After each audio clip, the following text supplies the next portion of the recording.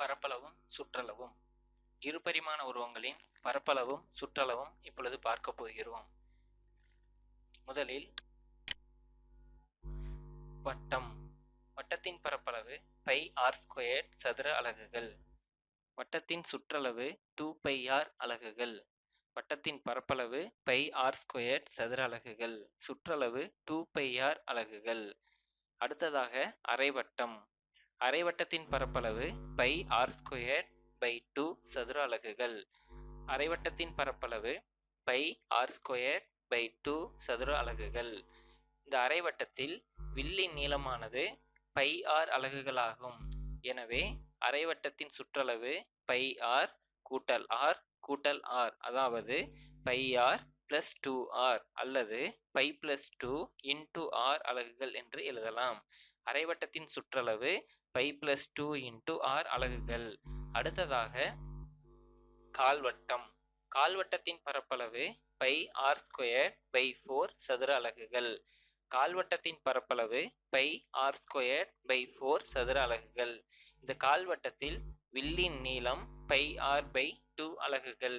எனவே கால்வட்டத்தின் சுற்றளவு πr/2 + r + r, அதாவது πr/2 + 2r அல்லது π/2 + 2 × r.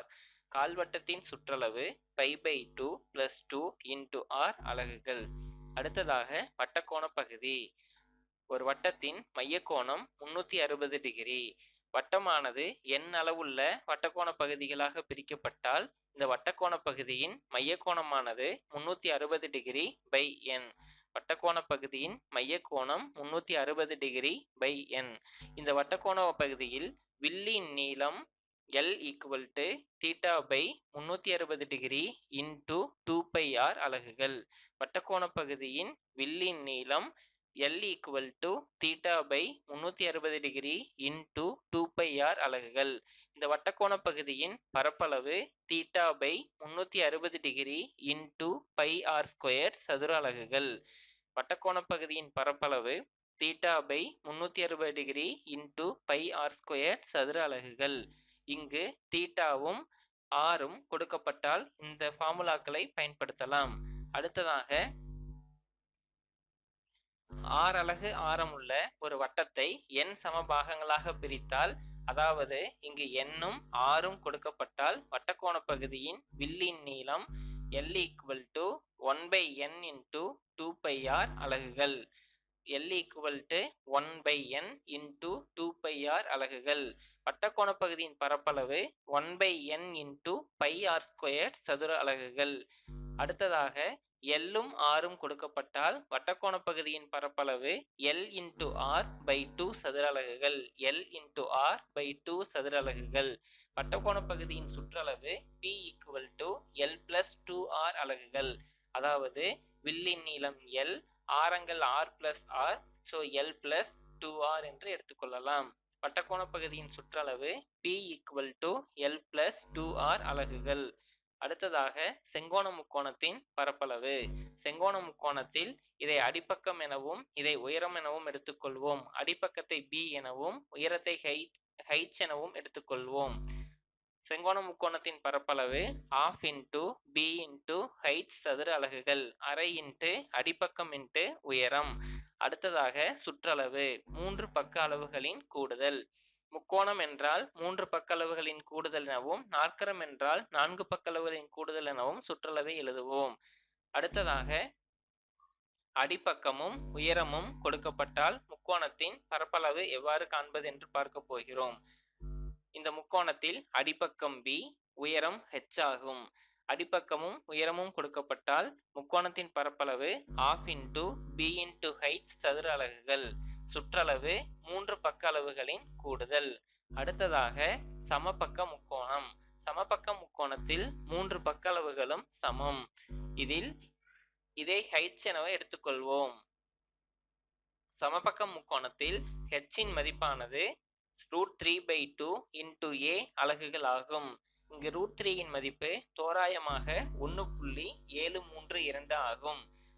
சமபக்க முக்கோணத்தில் h இன் மதிப்பானது, செங்குத்து உயரத்தின் மதிப்பானது √3/2 × a அலகுகள். அடுத்ததாக பரப்பளவு. சமபக்க முக்கோணத்தின் பரப்பளவு √3/4a² சதுர அலகுகள் ஆகும். சுற்றளவு 3a, அதாவது a கூட்டல் a கூட்டல் a 3a, அதாவது 3 பக்க அளவுகளின் கூடுதல். அடுத்ததாக இருசமபக்க முக்கோணம். இருசமபக்க முக்கோணத்தில் 2 அளவுகள் சமமாக இருக்கும், 2 பக்க அளவுகள் சமமாக இருக்கும். இதை உயரம் எனவும், மூன்றாவது பக்கத்தின் அடிப்பகுதியை, இந்த முதல் பாதி பகுதியை √a² - h², அடுத்த பாதி √a² - h². அப்பொழுது அடிப்பக்கத்தின் மொத்த நீளமானது 2 × √a² - h² ஆகும். இங்கு பரப்பளவு h × √a² - h² சதுர அலகுகள். இருசமபக்க முக்கோணத்தின் பரப்பளவு h × √a² - h² சதுர அலகுகள். சுற்றளவு a கூட்டல் a கூட்டல் 2 √a² - h². எனவே 2a + 2 × √a² - h² அலகுகள் ஆகும். அடுத்ததாக அசமபக்க முக்கோணம்.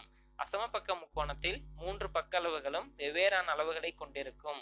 இங்கு s என்ற மதிப்பானது a கூட்டல் b கூட்டல் c/2 எனவும், இதனுடைய பரப்பளவானது √s × s - a × s - b × s - c சதுர அலகுகள் என எழுதுவோம். சுற்றளவு 3 பக்க அளவுகளின் கூடுதல், அல்லது a கூட்டல் b கூட்டல் c, அல்லது 2s அலகுகள் என எழுதலாம். அடுத்ததாக சதுரம். சதுரத்தின் 4 பக்க அளவுகளும் சமம், எனவே அதன் பரப்பளவு a² சதுர அலகுகள். சுற்றளவு 4a அலகுகள். சதுரத்தின் பரப்பளவு a² சதுர அலகுகள். சுற்றளவு 4a அலகுகள். அடுத்ததாக செவ்வகம். செவ்வகத்தில் இதை நீளம் L எனவும், இதை அகலம் b எனவும் எடுத்துக்கொள்வோம். செவ்வகத்தின் சுற்றளவு 2 × L + b அலகுகள். பரப்பளவு L × b சதுர அலகுகள். செவ்வகத்தின் பரப்பளவு L × b சதுர அலகுகள். சுற்றளவு 2 × L + b அலகுகள். அடுத்ததாக நாற்கரம்.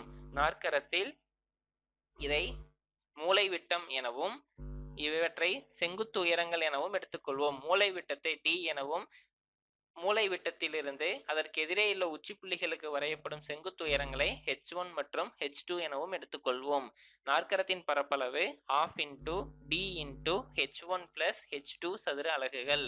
சுற்றளவு 4 பக்க அளவுகளின் கூடுதல். அடுத்ததாக இணைகரம். இணைகரத்தில் அடிப்பக்கம் b எனவும், உயரத்தை h எனவும் எடுத்துக்கொள்வோம். இணைகரத்தின் பரப்பளவு b × h சதுர அலகுகள். சுற்றளவு 4 பக்க அளவுகளின் கூடுதல், அதாவது a கூட்டல் b கூட்டல் a கூட்டல் b, அதாவது 2 × a + b அலகுகள். அடுத்ததாக சரிவகம். சரிவகத்தில் இணையான 2 பக்கங்களின் அளவுகளை a மற்றும் b எனவும், அதற்கு இடைப்பட்ட செங்குத்துயரமானது h எனவும் எடுத்துக்கொள்வோம். சரிவகத்தின் பரப்பளவு ½ h × a + b சதுர அலகுகள். சுற்றளவு 4 பக்க அளவுகளின் கூடுதல். அடுத்ததாக சாய்சதுரம். சாய்சதுரத்தில் 4 பக்க அளவுகளும் சமம். மேலும் மூலைவிட்டங்களில் முதலாவது மூலைவிட்டத்தை d1 எனவும், இரண்டாவது மூலைவிட்டத்தை d2 எனவும் எடுத்துக்கொள்வோம். சாய்சதுரத்தின் பரப்பளவு ½ d1 × d2 சதுர அலகுகள்.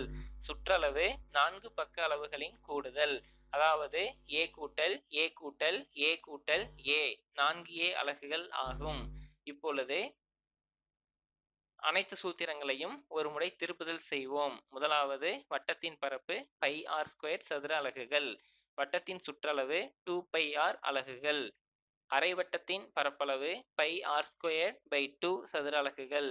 அரைவட்டத்தின் சுற்றளவு π + 2 × r அலகுகள். கால்வட்டத்தின் பரப்பளவு πr²/4 சதுர அலகுகள்.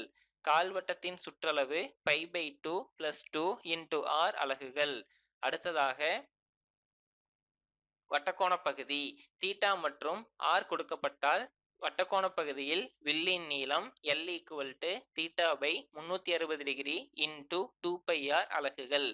வட்டக்கோண பகுதியின் பரப்பளவு θ/360° × πr² சதுர அலகுகள். n மற்றும் r கொடுக்கப்பட்டால் வில்லின் நீளம் L equal to 1/n into 2πr அலகுகள். வட்டக்கோண பகுதியின் பரப்பளவு 1/n இன்டு πr² சதுர அலகுகள். அடுத்ததாக எல்லும் ஆரும் கொடுக்கப்பட்டால் வட்டக்கோண பகுதியின் பரப்பளவு L இன்டு r/2 சதுர அலகுகள்.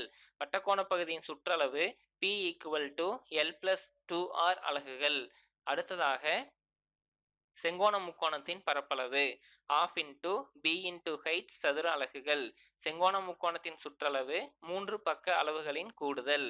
b மற்றும் h கொடுக்கப்பட்டால் முக்கோணத்தின் பரப்பளவு ½ இன்டு b இன்டு h சதுர அலகுகள்.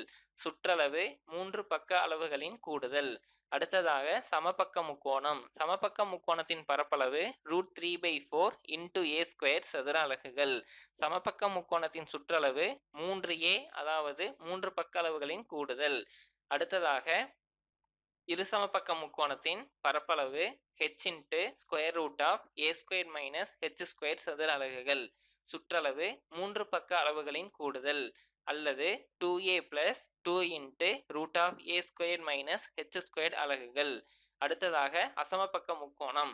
அசமபக்க முக்கோணத்தின் பரப்பளவு √s into s - a into s - b into s - c சதுர அலகுகள். சுற்றளவு 3 பக்க அளவுகளின் கூடுதல். 3 பக்க அளவுகளின் கூடுதல் எனில் a கூட்டல் b கூட்டல் c அலகுகள், அல்லது 2s அலகுகள் என்று எழுதலாம். அடுத்ததாக சதுரத்தின் பரப்பளவு a² சதுர அலகுகள். சதுரத்தின் சுற்றளவு 4a அலகுகள். செவ்வகத்தின் பரப்பளவு L இன்டு b சதுர அலகுகள். செவ்வகத்தின் சுற்றளவு 2 இன்டு L+b அலகுகள். நாற்கரத்தின் பரப்பளவு ½ into d into h1 + h2 சதுர அலகுகள். நாற்கரத்தின் சுற்றளவு 4 பக்க அளவுகளின் கூடுதல். அடுத்ததாக இணைகரத்தின் பரப்பளவு b இன்டு h சதுர அலகுகள். இணைகரத்தின் சுற்றளவு 4 பக்க அளவுகளின் கூடுதல். சரிவகத்தின் பரப்பளவு ½ இன்டு h இன்டு a+b சதுர அலகுகள். சரிவகத்தின் சுற்றளவு 4 பக்க அளவுகளின் கூடுதல். சாய் சதுரத்தின் பரப்பளவு ½ இன்டு d1 இன்டு d2 சதுர அலகுகள். சாய் சதுரத்தின் சுற்றளவு 4 பக்க அளவுகளின் கூடுதல். எனவே 4a அலகுகள். நன்றி.